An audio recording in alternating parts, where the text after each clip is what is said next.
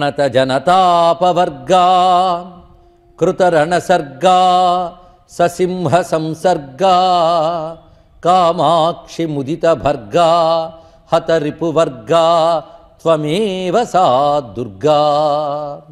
జయ జయ జగదంబ శివే జయ జయ కామాక్షి జయ జయాద్రిసుతే జయ జయ మహేశ దయితే జయ జయ చిద్గగన కౌముదీధారే. శ్రీచక్రమధ్యస్థాం దక్షిణోత్తరయో సదా శ్యామావార్తాళి సంసేవ్యాం భవానీం లలితాంబికాం. అందుకు ఈశ్వరుని శరణ వేడే విధానం చెప్తున్నాడు. తస్మాత్ ఆరాధయే దాదవు మహేశం విశ్వకారణం భక్త్యా సంసాధయేన ఆశు. ఆయనను భక్తితో కానీ పట్టుకుంటే ఆలస్యం చేయకుండా అనుగ్రహిస్తాడు. ఆసు వెంటనే అనుగ్రహిస్తాడు భగవానుడు. దత్తాత్రేయ స్వామి వారు ఎంత భరోసా ఇస్తున్నారు. భక్తితో ఎవడైతే పరమాత్మను ఆరాధిస్తున్నాడో వాడు ఆసు వెంటనే మాయ నుంచి బయటపడతాడు. అందులో సందేహం లేదు సుమా. అందుకు యదప్య కర్తృకం లోకమాహ కశ్చిదిహాగమ. అరే చేసేవాడే లేకపోతే చెయ్యబడే వస్తువు ఉండదు. కానీ చేయబడిని అనంత విశ్వం ఉందంటే చేసేవాడే ఈశ్వరుడు ఉండాలి. నీ కుండ కనబడుతుంది అంటే ప్రతి కుండ దగ్గర తయారు చేసిన వాడు నేనే చేశాను అని చెప్పడు. నువ్వు కుండ చూస్తేనే చేసేవాడు కూడా ఉన్నాడని ఎలా తెలుసుకుంటున్నావో ప్రపంచాన్ని చూసినప్పుడే ప్రపంచాన్ని నిర్మించిన వాడు కూడా ఉన్నాడని తెలుసుకోవాలి. తర్కంతో ఆలోచించడం సరిపోయింది కదా. కనుక అటువంటి వాణ్ణి ఆశ్రయించి ఏవం సత్తర్కాగమాఖ్యాం జగదేతత్ సకర్తృకం సకర్త లౌకికేభ్యస్తు కర్తృభ్యస్యాద్ విలక్షణ. ఇంకోటి తెలుసుకో, ఇతరులు రకరకాల గొప్ప పనులు చేస్తూ ఉంటే వాళ్ళనే ఆశ్రయిస్తుంటావు కదా. ఒక రాజుగారు ఉన్నారు, నీకంటే అధికారం ఉంది, నీకంటే సంపద ఉంది, నిన్ను కూడా శాసిస్తున్నాడంటే వాడిని ఆశ్రయిస్తున్నావు. కానీ వాడు నీకంటే గొప్పవాడే కానీ పరిపూర్ణుడైన వాడు కాడు. ఒక ప్రయోజనం కోసం ఒక నేర్పరి అయిన వాడిని ఆశ్రయిస్తున్నావు నువ్వు. అలాంటిది అన్నిట్లో నేర్పరైన పరమాత్మని ఎలా మర్చిపోయి ఉంటున్నావయ్యా, ఆయన్ని ఆశ్రయించు, ఇది గ్రహించు అని చెప్తూ మరొక అందమైనటువంటి మాట చెప్తోంది భగవంతుడిని ఆశ్రయించడం అనేటువంటి విషయంలో. ఇది ఎప్పుడైనా తెలుసుకో, ఒక కోరికతో భగవంతుడిని ఆశ్రయించడం కంటే ఏ కోరిక లేకుండా ఆశ్రయించిన వాడే తొందరగా జ్ఞానాన్ని పొందుతాడు. ఇప్పుడు తెలిసింది కదా, భక్తులందరికీ తొందరగా మోక్ష జ్ఞానం ఎందుకు రావట్లేదంటే వాడి భక్తి సకామం కనుక రావట్లేదు. నిష్కామ భక్తులకు తొందరగా వస్తోంది అని మాట చెప్తోంది. అది ఎలాగో అనే దానికి అద్భుతమైన ఉదాహరణ చెప్తోంది. మామూలుగా మనం లోకంలో ఒక పెద్దవాడి దగ్గర సేవించడానికి వెళ్తాం. వాడిని నిష్కపటంగా సేవిస్తే వాడు చాలా తొందరగా అనుగ్రహిస్తాడు. కానీ నువ్వు ఏదైనా ఒక ప్రయోజనం కోసం సేవించావనుకో అంత ప్రేమగా అనుగ్రహించాడు. ఇది ఎలాంటిదంటే ఒక ఆయన దగ్గరికి ఒకడు రోజు వస్తూ పళ్ళు పాలు తెచ్చిస్తున్నట్ట. రోజు ఎందుకు తెస్తున్నాడు ఈయనకు అర్థం కాలేదు. అలా రోజు తెచ్చిస్తుంటే ఎందుకురా నాయన ఇవన్నీ తెస్తుంటే ఉంచండి మమ్మల్ని దయ చూపించండి పెద్దవాళ్ళు మీరు అని తెచ్చిస్తున్నాడు. ఇలా కొన్ని రోజులు అయ్యింది. ఆయన క్రమంగా ఈయన మీద ప్రేమ పెరిగింది. ఆహా రోజు తెస్తున్నాడు కదా అని. అలా 10 రోజులు అయిన తర్వాత వాడు అసలు విషయం బయటపెట్టాడు. ఏమంటే ఆఫీసర్ గారు నా ఫైల్ ఒకటి మీ టేబుల్ మీద ఉంది, చూసి చూడకుండా సంతకం పెట్టేస్తారా అన్నాడు. ఓరి ఇందుకా నువ్వు ఇంతకాలం నా చుట్టూ తిరిగావని. ఇంతవరకు వాడిపై ఉన్న ప్రేమ ఏమైంది దీనికి? వాడు నిష్కపటంగా చేస్తున్నాడనేటువంటి ఒక భావం పోయిందా లేదా? అయితే పాలిచ్చాడని కృతజ్ఞతతో ఉండొచ్చు కానీ నిష్కపటంగా చేస్తున్న భావం పోయిందా లేదా? అంటే ప్రేమలో ఒకనొక చక్కని సున్నితమైన అనుభూతి దెబ్బతినేసింది. అయితే ఇన్నాళ్ళు వాడు పాలు తాగాను కనుక వాడు ఇచ్చిన మేలు చేయాలనుకుంటాడు. కానీ ఆ పుచ్చుకున్నవాడు ధార్మికుడైతే ఏం చేస్తాడు చెప్పండి? ధార్మికుడైతే ఫైల్ చూస్తాను నాయన ధర్మబద్ధంగా ఉంటే సంతకం పెడతానంటాడు. అవునా లేదా? అప్పుడు ఆయన వీడు రోజు ఫైల్ ఇచ్చాడు కనుక అట్టడుగునున్న ఫైల్ పైకి తీయచ్చు, అంతవరకు పనికొచ్చింది. కానీ ధార్మికుడైన ప్రభువు గనక పాలకు లొంగిపోడు గనక ఆయన దానిని ధర్మంగా ఉంటే సంతకం పెడతాడు. ఇంకా పాలు పుచ్చుకున్న కృతజ్ఞత ఉంటూ ధార్మికత కూడా ఉంటే మళ్ళీ వాడిని పిలిచి నాయన ఇలా కూడదు, ఏ మార్పులు చేయి, ఇలా ధర్మంగా ఉండు, అప్పుడు నీ శాంక్షన్ చేస్తానంట. అవునా లేదా? భగవంతుడు కూడా అలాంటి వాడే నాయన. నిష్కపటంగా చేసేవనుకో ఆయన ఏదైనా నీకు ఇస్తాడు.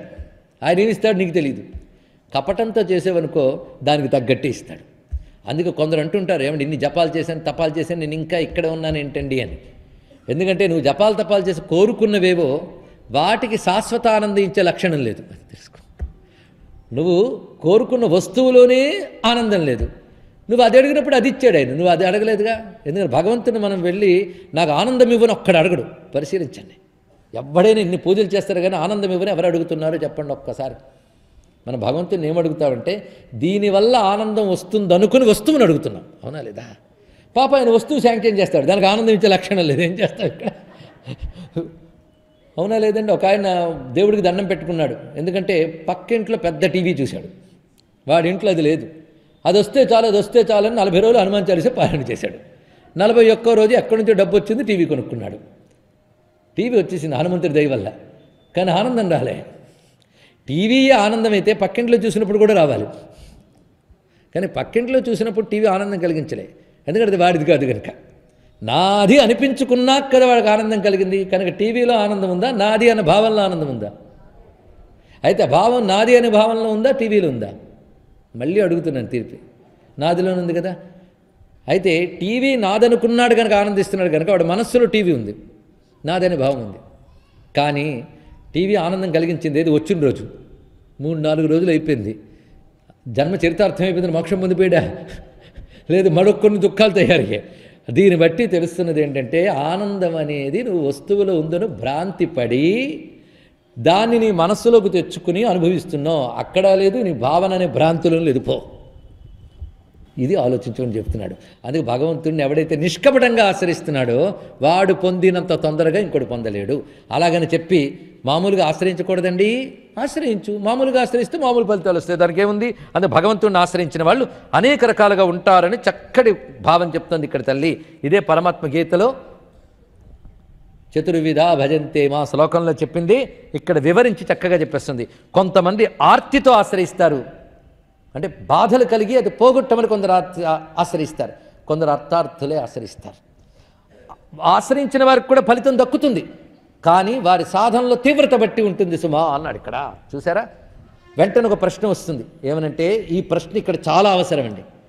అయ్యా, ఎంతైనా వాడి ప్రారంధం బట్టే వాడికి ఫలం వస్తుంది. ఎందుకంటే మనకు కొంత తెలుసు కదా శాస్త్రం, ఏంటి కొంత తెలుసు, దానివల్ల వచ్చింది ప్రమాదం.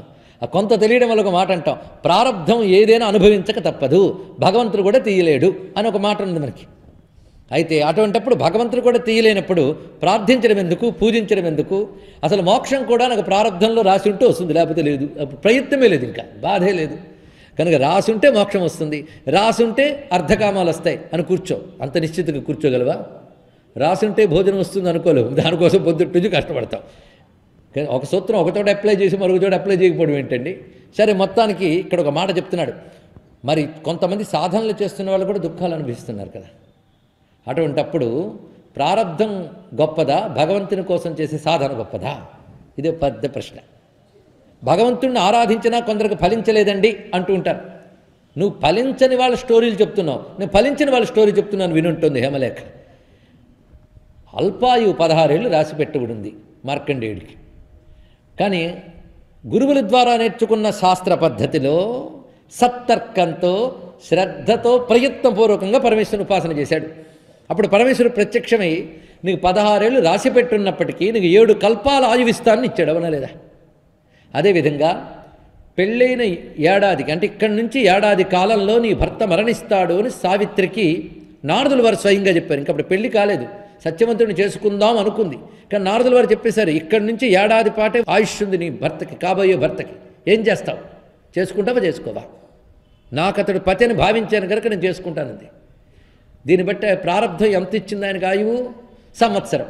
కానీ ఈవిడ తపస్సు చేసి ఏడాది పాటు చేసిన తపస్సు ఫలితంగా యముని మెప్పించి, కాలపురుషుని మెప్పించి అతను దీర్ఘాయుష్మంతుని చేయలేదు. ఆలోచించు. కనుక ప్రారంధం అలా ఉన్నప్పటికీ కూడా సరి అయిన ప్రయత్నంతో దాన్ని అతిక్రమించవచ్చు. ఏమి చెప్పిందండి హిందూ ధర్మం? కనుక ఎక్కడ గొప్పతనం? నీ ప్రయత్నం, నీ ప్రయత్నం. కనుక ప్రారంధం గురించి ఆలోచించుకో, ప్రయత్నం మీద ఫోకస్ చేయి అన్ని ఎంత గట్టిగా బోధిస్తూ రమ్యమైన మాట ఇక్కడ వివరిస్తున్నాడు. అందుకే నాయన నీ ప్రయత్నం పౌరుషం, ప్రారంధం దైవం. దైవం అంటే ప్రారంధం అని అర్థం, దేవుడని కాదు, ఇది తెలుసుకోండి ఇక్కడ. అందుకే పూర్వజన్మ కృతం కర్మ దైవమిత్యభిధీయతే. దైవం, అదృష్టం, భాగ్యం, ఈ 3 మాటలకు అర్థం ఏంటంటే ఇదివరకు చేసుకుని నీ కర్మల యొక్క ఫలం పేరు దైవం. అది నీకు కనబడట్లేదు కనుక అదృష్టం. ఇప్పుడు మనం అంటూ ఉంటాం అదృష్టం అండి. అదృష్టం అంటే అర్థం ఏంటి? ఇది ఎలా జరిగింది? అదృష్టం అంటే ఇదివరకు చేసుకున్న ఒక కర్మఫలం, అదేంటి నీకు తెలియదు, అందుకు అదృష్టం.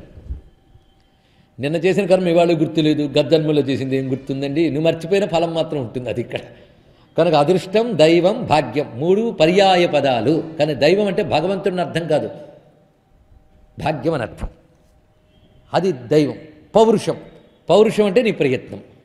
ఈ 2 ఉన్నాయి. పౌరుషం, దైవం అంటే ప్రారంధము, నీ యొక్క ప్రయత్నం, ఈ 2 ఉన్నాయి. అయితే ప్రారంధం నీకు దుఃఖాన్ని ఇస్తుంది, నీ ప్రయత్నం దుఃఖం నుంచి బయటపడాలని ప్రయత్నిస్తున్నావు.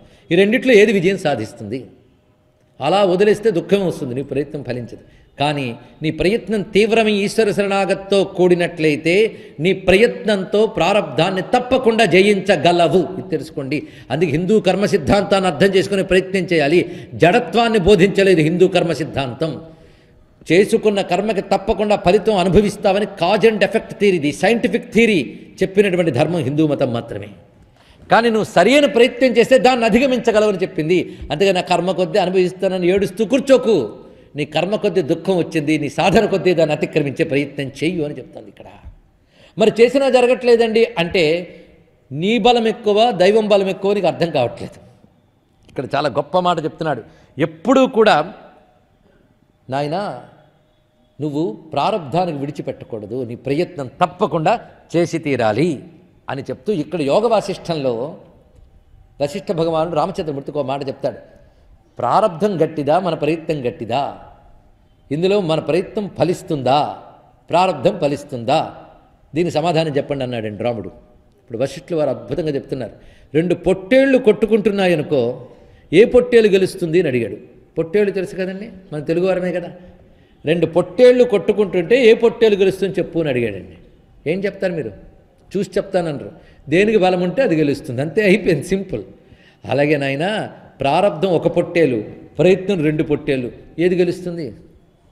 దేనికి బలం ఉంటే దానికి. ఇప్పుడు నీకు ఆ ప్రారంధంకి బలం ఎంత ఉందో తెలియదు కదా, నీ బలం నువ్వు పెంచు అన్నాడు ఇక్కడ. అంతే, నీ బలం పెంచుకుంటూ సాధన చేయి.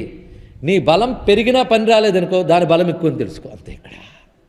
అంత చక్కగా, అందుకే నువ్వు చేసినంతసేపు చేస్తావు, ఫలితం రాకపోతే ప్రారంధం అంటావు. అంత గొప్పగా చెప్పాడండి ఇక్కడ. కనుక ఇక్కడ చెప్పడం ప్రయత్నం గట్టిగా చేయి. అందుకే భగవంతుడిని ఆశ్రయించే ప్రయత్నం గట్టిగా చేస్తే తప్పకుండా నీకు ఫలితం ఉంటుంది అని ఒక భరోసా చెప్పాడు. అందుకే ఆధ్యాత్మిక సాధన కూడా ప్రయత్నమే. ప్రారంధం కొద్ది వస్తుందని ఎవడు కాలు చాచు కూర్చోడు, సాధన చేయవలసినదే. అందుకు ప్రయత్నం చాలా ముఖ్యమైనది. అందులో భగవానుడు ఏదైనా అనుగ్రహిస్తాడు. లోకంలో ఒక రాజు ఉదాహరణ చెప్పాడు. ఆ రాజో లేదా అధికారో అతన్ని నువ్వు మెప్పు పొందడం కోసం ఏదో వస్తు రూపంలోనూ పరిచర్య చేస్తే, నిష్కపటంగా చేస్తే అనుగ్రహిస్తాడు. కానీ ఇంకో మాట ఉంది. ఒక రాజునో అధికారినో నువ్వు మెప్పించి వాడికి కావలసినవి సమకూర్చుతూ నీ ప్రేమను ప్రకటిస్తే ఆ రాజు అనుగ్రహించడం కారణం ఏంటంటే నువ్విచ్చే వస్తువు అవసరం ఆయనకు ఉంది, అంతే కదా. ఒక పెద్ద ఆయన దగ్గరికి పాలు ఇచ్చారు, ఎందుకంటే పాలు తాగుతాడు కనుక. ఆయనకి ఇష్టమైన పళ్ళు ఇచ్చారు, ఎందుకంటే పళ్ళు తింటాడు కనుక. దానివల్ల ఆయనకు ఆరోగ్యం కావాలి కనుక, దానివల్ల ఆయన ఆనందంగా ఉండాలి కనుక మీరు ఇచ్చారు. మరి భగవంతుడిని ఆరాధించేటప్పుడు మన ఆరాధనల వల్ల ఆయనకి ఏమైనా ప్రయోజనం ఉందా? గొప్ప మాట అడిగాడండి ఆవిడ హేమచూడ్డు. మనం భగవంతుడిని ఆరాధించడం వల్ల ఆయనకేమైనా ప్రయోజనం ఉందా? ఏం మనం పెట్టే పళ్ళు చూసి ఎన్నాళ్ళు ఏందో తిని అనుకుంటాడండి పరమేశ్వరుడు? వీటి కోసం వస్తాడా? కనుక నువ్వు చెప్పింది కొంచెం నాకు అసంతృప్తిగా ఉంది. లోకంలో ఒకరిని ఆరాధిస్తే వాడికి మన వల్ల ప్రయోజనం ఉంది కనుక వాడు మనల్ని అనుగ్రహిస్తాడు. కానీ పరమేశ్వరుడికి మనపై ప్రయోజనం లేదు కనుక మనల్ని ఎలా అనుగ్రహిస్తాడు అని అడిగాడు. అందుకే ఆవిడొక చిన్న నవ్వు నవ్వి సహా భక్తైక వత్సలహ, ఆయన దగ్గర ఒక్కటే ఉన్నది, తన భక్తులపై ఆయనకు అవ్యాజమైన ప్రేమ ఉంది, అంతే. ఇక్కడ అవ్యాజ కరుణామూర్తి, అంతే. ఇక్కడ అవ్యాజమైన ప్రేమ, దానితో అనుగ్రహిస్తాడండి, అంతే, ఇంకేమీ లేదు. ఇది ఎలాంటిదంటే ఒక చిన్నపిల్లాడు వాళ్ళ నాన్న అంటే చాలా ఇష్టం, కానీ వాళ్ళ నాన్న క్యాంప్ వెళ్ళాడు. అమ్మతో రోజు అడుగుతున్నాడు స్కూల్ నుంచి, అమ్మ ఇవాళ రాలేదా నాన్న అని. ఇంకా వారం రోజులు అవుతుంది నేను చెప్పింది, వారం రోజులు లేదు, ఇంకా నాన్న రాలేదు. వీడు బెంగ పెట్టేసుకున్నాడు, దుఃఖిస్తున్నాడు. అమ్మ ఓదారుస్తుంది, కానీ నాన్నను చూడాలనే ప్రేమ ఎక్కువైపోయింది. ఒక్కసారి అతడు గదిలో కూర్చుని నాన్న ఫోటో చూసుకుని ఏడుస్తున్నాడు. నాన్నను చూసా, నాన్న ఫోటో చూసే. ఈ లోపల వాళ్ళ నాన్న వచ్చాడు. వచ్చి ఆ గది కిటికీ నుంచి పిల్లాడు ఏం చేస్తున్నాడా అని చూశాడండి. అతడు చేస్తున్నది ఏంటంటే వాళ్ళ నాన్న ఫోటో చూసి, నాన్న ఎప్పుడు వస్తావు నాన్న అని ఏడుస్తున్నాడు. నాన్న చూడట్లే. నాన్నను చూడకపోయినా ఫోటో చూసి ఏడుస్తూ ఉంటే ఆ నాన్న ఇంకా నిలబడలేక తలుపు తోసుకొచ్చి పిల్లాడిని ఎత్తుకుని గుండెలకు హత్తుకున్నాడు ఒక్కసారి. అంతేగాని ఆ ఫోటోలో నేనున్నానా ఏమిటి, నన్ను చూసి ఏడుస్తున్నాడో ఏమిటి, కానీ ఎత్తుకునేది ఏమిటి అన్నాడా? చూసారా? నాన్న కాకపోయినా నాన్న ఫోటో చూసిన ఏడుపు నాన్న కోసమే. కనుక తన ఫోటో చూసి ఏడుస్తున్నాడన్న విషయం కిటికీలోంచి చూసి నాన్న గమనించాడు కనుక ఆదరించాడు. అయితే వీళ్ళ నాన్న కిటికీలోంచి చూస్తే కానీ చూడలేడు, కానీ ఆ నాన్న అంతా ఉండి అన్నీ చూస్తుంటాడు. ఆయనను ఫోటోగా విగ్రహంగా పెట్టుకుని ఏడుస్తున్నా తన కోసమే ఏడుస్తున్నాడని తెలుసుకుని తప్పకుండా ఎత్తుకుంటాడు ఆయన. అటువంటి అవ్యాజమైన ప్రేమ చూస్తాడు. ఆ నాన్న మాత్రం అలా చూస్తాడు, ఆ అమ్మ అలా చూస్తుంది. అటువంటిది పరమాత్మ యొక్క అవ్యాజమైన ప్రేమ. అందుకని పిల్లాడు నా ఫోటో చూసి ఏడుస్తున్నాడు, నాకు ఏమి ఇచ్చాడు అని అంటాడా? అరే, లోకంలో ఒక పిల్లని కల్లా తండ్రిదండ్రులకి అంత వ్యాజమైన ప్రేమ ఉంటే ఆ జగత్పిత అయిన పరమేశ్వరుడికి లేదా జగన్మాత అయిన త్రిపురాంబికకి ఎంత ప్రేమ ఉంటుందో తెలుసా? అది అవ్యాజ కరుణామూర్తి అజ్ఞానధ్వాంత దీపిక. అద్భుతమైన మాట. అవ్యాజ కరుణాస్వరూపం, నెపములేని ప్రేమ. అందుకే వాళ్ళకు లక్షణం ఉంది, భక్తైక వత్సల భక్త చింతామణి స్యాత్. 2 మాటలు అందండి ఇక్కడ తల్లి. భక్త చింతామణి, భక్తవత్సలుడు, ఈశ్వరుడు. నువ్వు స్త్రీలింగం పెట్టు, ఈశ్వర్రి. 2 కాడు ఏదైనా అవుతాడు ఆయన. అది 2 కాడని ఆకూడదు, ఏదైనా అవుతాడని కూడా తెలుసుకోవాలి ఇక్కడ. ఏదైనా అవుతాడు, ఏదైనా అయ్యి నిన్ను అనుగ్రహిస్తాడు. భక్త చింతామణి కదా, చింతామణికి లక్షణం ఉంది, నువ్వేది భావిస్తే అది అవుతుంది. కనుక నువ్వు ఆ స్వామిని ఎలా భావిస్తే అలాగొచ్చి తప్పకుండా అనుగ్రహిస్తాడు. అందుకే భక్త చింతామణి, భక్తైక వత్సలుడు. తమేవ సర్వభావేన భక్త్యాసు శరణీకురు. ఈ మాటల ఉపదేశాలు. త్వమేవ, త్వమేవ అంటే పరమేశ్వరుని, ఏవ మాత్రమే. ఆ మాత్రమే అనేది గట్టిగా పట్టుకోవాలండి. పరమాత్మని ఎలా పట్టుకోవాలంటే ఏవ, అది తప్ప మరొకట్లేదు, అది అలా పట్టుకో. త్వమేవ సర్వభావేన. సర్వభావం అంటే ఒక్కొక్క మాట కత్తే, సమస్తము అతడే అనే భావం. సమస్తము అతడైతే మరొకటి కోరతావా నువ్వు? సమస్తం ఆయన అనుభవం. అది సర్వస్వభావన అంటే ఇంత గొప్పది. జ్ఞానానికి పనికొచ్చే భక్తి గురించి చెప్తోంది ఈ తల్లి. కోరికలు తీర్చే భక్తి ఇంతకంటే చిన్నదే. మనకు చెప్తున్నది జ్ఞానానికి పనికొచ్చేటువంటి భక్తిని, గొప్ప భక్తిని చెప్తోంది ఈ తల్లి. చాలా విశేషమైన అంశం. అదే త్వమేవ సర్వభావేన భక్త్యా ఆసు శరణీకురు. అటువంటి సర్వభావముతో ఆయనను మాత్రమే, ఆసు వెంటనే, భక్త్యా భక్తితో శరణీకురు. చూసారా? శరణు వేడు అనడానికి ఎన్ని క్వాలిఫికేషను? ఒకటి ఏవ, రెండవది భక్త్యా, సర్వభావేన, ఆసు వెంటనే. ఇవాళ విన్నాను కదండి, రేపటి నుంచి చేస్తాం. మళ్ళీ ఏడాది తర్వాత వచ్చి ఏంటంటే ఎంత దాకా వచ్చింది చెప్పాను కదండి, రేపటి నుంచి అన్నట్టు. అది కాదు ఇక్కడ. ఆసు వెంటనే యొక్క వాక్యంలో భక్తి గొప్పతనం ఎంత గొప్పగా చెప్పారో చూసారా? త్వమేవ సర్వభావేన భక్త్యాచరణీకురు శ్రేయసి త్వాం యోజయేత్ సత్యం. వెంటనే ఆ పరమాత్మ ఏం చేశారంటే ఏది శ్రేయస్సో దానితో నీకు కలుపుతాడు. అయిపోయింది. ఏది శ్రేయస్సో అది పొందేలా చేస్తాడు. శ్రేయస్సు అంటే ఏంటో మరి నిర్వచనం చెప్పక్కర్లేదు కదా. మరి దుఃఖము లేని స్థితి, అటువంటి దాన్ని అందిస్తాడు. అందుకే ఆర్తమర్థార్థ్యనం దేవస్తదర్థేనాభియోజితం స్వనీత్యా కర్మపాకం ప్రతీక్ష ఫలమాదిశేత్. అయితే ఒక మాట అంటూ ఉంటారు కదా, ఎవడిది వాడు అనుభవించవలసిందే, నియతి ప్రారబ్ధం దాటలేమని అంటున్నారు. మీరేమో ఈశ్వరుడు శరణం పెడితే దాటిస్తారంటున్నారు. ఇందులో ఏది నిజమంటే రెండూ నిజమే అంటూ, రెండూ నిజమే అంది తల్లి అని గొప్ప మాట చెప్తాం చూడండి. ప్రారబ్ధం నియతిర్వాపి మహేశ విముఖే భవేత్. ఈ మాట గుర్తుపెట్టుకోవాలి. ప్రారబ్ధం నియతిర్వాపి మహేశ విముఖే భవేత్. ఈశ్వరుడికి ఎవరు విముఖులో వారి పట్ల ప్రారబ్ధం పనిచేస్తూ ఉంటుంది, నియతి పనిచేస్తుంటుంది. ఈశ్వరుడి వైపు ఎవరు తిరుగుతున్నారో వారి దగ్గర ప్రారబ్ధం కూడా ఓడిపోతుంది, తెలుసుకో ఇక్కడ. కనుక ప్రారబ్ధం తప్పదు అనే మాట ఎవరి గురించి చెప్తున్నారంటే ఈశ్వర శరణాగతి లేని వారికి. ప్రారబ్ధాన్ని దాటవచ్చని విషయం ఎవరికి చెప్తున్నారంటే ఈశ్వర శరణాగతి ఉన్నవారికి. శరణాగతి అనగా సర్వము ఆతడే అని తెలుసుకుని అన్యమును అపేక్షించక, జాగ్రత్తగా వింటున్నారు, అన్యమును అపేక్షించక ఆయనయే సర్వమని ఎవరైతే తాదాత్మ్యంతో శరణు వేడతారో వారు, అటువంటి భక్తుని అనన్య భక్తులు అంటారు. వాళ్ళు చేసి ఉపాసన పర్యుపాసన అంటారు. అటువంటి వారిని ఆయన తప్పకుండా ఏది యోగమో ఏది క్షేమమో చూసుకుంటాడు. కనుక నిర్హేతుక ఉపాసకులకి యోగక్షేమములు ఆయన చూస్తాడు. నిర్హేతుక ఉపాసకులకి ఇప్పుడు చూశారు కదా, నిర్హేతుక అంటే ఒక నెపం కోరి ఆశించకుండా నిష్కపటంగా ప్రేమతో ఆయన ఎవరైతే ఆశ్రయిస్తున్నారో వారి యొక్క యోగక్షేమాలు ఆయన చూసుకుంటాడు. అంటే వారికి ఏది యోగమో వారికి ఏది క్షమో అని చూసుకుంటాడంతే. అదే కానీ ఒక కపటంతో ఒక కోరికతో ఆశ్రయించిన వారికి మాత్రము వారి ప్రారంధం దగ్గర పెట్టుకుని చెక్ చేసుకుని దాన్ని బట్టి చూసుకుంటూ ఉంటాడు. ఇక్కడ తెలిసిందా? అందుకే ఎవరైతే నిర్హోతకు ఉపాసకులో వాళ్ళకి పరమాత్మ తప్ప అన్యము లేదు అనే భావంతో ఆశ్రయిస్తారు. దీనిని అనన్య భక్తి అని అంటారు. ఇక్కడ అనన్య భక్తి అంటే నాకు విష్ణువే తప్ప శివుడు కాదండి, శివుడే తప్ప విష్ణువు కాదండి అని కాదు.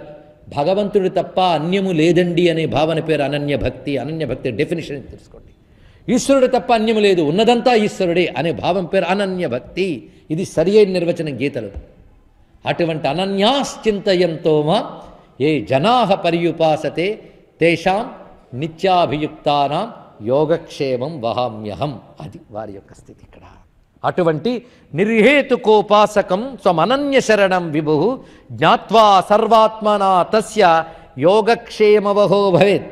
చూసారా, ప్యారలల్గా భగవద్గీత ఇది ఒకటే చెప్తున్నాయి. పరిశీలించండి. ఇక్కడ ఇలా చెప్పారు కదండి, భగవద్గీత మరొకటి చెప్పిందండి అనకూడదు. ఋషులు ఎక్కడ చెప్పినా ఒకటే చెప్తారు. ఇంత చక్కగా చెప్పి కుంఠితా సాపి భవతి పరమేశ పరాయణి. పరమేశ పరాయణి, పరమేశ్వర పరాయణులు ఎవరైతే ఉంటారో వారి దగ్గర నియతి ప్రారంధం కూడా కుంఠితమైపోతుందండి అన్నాడు ఇక్కడ. అందుకే మహాభక్తులకి ప్రారంధం కూడా ఏం చేయలేదు, ప్రకృతి ధర్మములు కూడా ఏమీ చేయలేవు. ఆలోచించండి, ప్రకృతి ధర్మాలు కూడా ఏమీ చేయలేవు అటువంటి భక్తులకి. ఒక్కటేనా ఉదాహరణ చెప్తారండి మాకు? చెప్తాం. మా ప్రహ్లాదుడు నిప్పులో తోసిన నిప్పు కాల్చలేదు, నిప్పు తన ప్రకృతి ధర్మాన్ని ఉపసంహరించుకుంది. నీటిలో తోస్తే నీరు ముంచలేదు, నీరు తన ప్రకృతి ధర్మాన్ని ఉపసంహరించుకుంది. ఎందువల్ల? అనన్య భక్తుడంటే ప్రహ్లాదుడు. విష్ణువు తప్ప అన్యము లేడు అనేటువంటి భావన ఉన్నవాడు. సర్వమున్నతని దివ్య కళామయమంచు ఆ స్థితి గురించి ఇక్కడ చెప్తున్నారు. ఇక్కడ ఏతావదేవ సోపానం ప్రథమం క్షేమ సాధకే. గొప్ప మాట చెప్పాడు ఇక్కడ. ఏతావదేవ సోపానం ప్రథమం క్షేమ సాధకే. కనుకని క్షేమం పొందాలంటే, క్షేమం అంటే శాశ్వత సుఖం, అది పొందాలి అంటే మాత్రం ఏతావదేవ సోపానం, ఇది మాత్రమే మెట్టు. ఏది మెట్టు? భక్తితో అనగా శ్రద్ధతో సత్తర్కముతో ప్రయత్నపూర్వకముగా భగవంతుని శరణు వేడడం ఒక్కటే మెట్టు. అదే శ్రేయస్సాధనలో ప్రధానమైన సుమ అని అంతటా చెప్పగానే మనం చర్చ చేసుకున్న ప్రశ్న ఇక్కడ వేశాడు. ఈశ్వరుడు అన్నావు, నిజమే. ఆ ఈశ్వరుడు ఎవరు?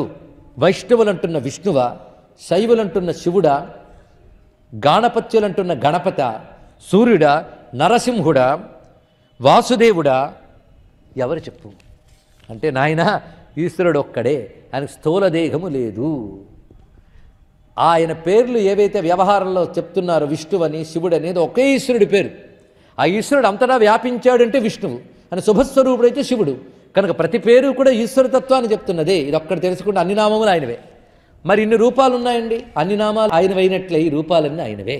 మరి ఇన్ని రూపాలు ఎందుకు ధరించాడు అంటే, ఒకటే తనదైనటువంటి అనిర్వచనీయమైన చిచ్చక్తితో భక్తులను అనుగ్రహించడం కోసం భగవంతుడు దివ్య మంగళ విగ్రహములు ధరిస్తాడు.